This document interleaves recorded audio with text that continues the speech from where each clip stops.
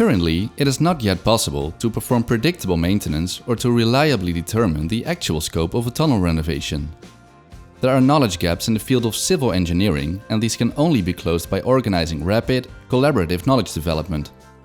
The COB network has devised a framework for this, the structural health analysis. The tunnel owner is first to act. He should gather as much information as possible on the structural characteristics of the tunnel. The COB has developed checklists to help the owner find and organize relevant information. Then, these documents are analyzed by 5 teams of experts from the COB network. They record their findings and discuss them with the tunnel owner in a knowledge workshop. The outcome is a to-do list for the tunnel owner to carry out additional field research or specific monitoring. This additional research is, again, reviewed by the COB committees.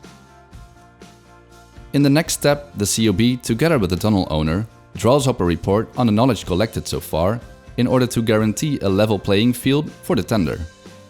The COB also ensures that important information is recorded in a knowledge system.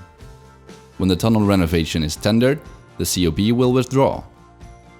The tunnel owner makes it clear during the tender that the project is also a knowledge process. When the contractor is selected, a workshop will take place to align additional investigations of the contractor. The aim is to reveal missing data and to include the contractor in the knowledge process. The dialogue will continue during the renovation. The structural health analysis is concluded with an evaluation when a renovation is complete. The newly acquired knowledge is stored, and the tunnel owner has a structural health declaration of his tunnel with advice for an associated monitoring strategy. The current goal is to carry out this process for at least 22 tunnels across the whole of Europe in the next 10 years. So bring your own tunnel and get a grip on your scope.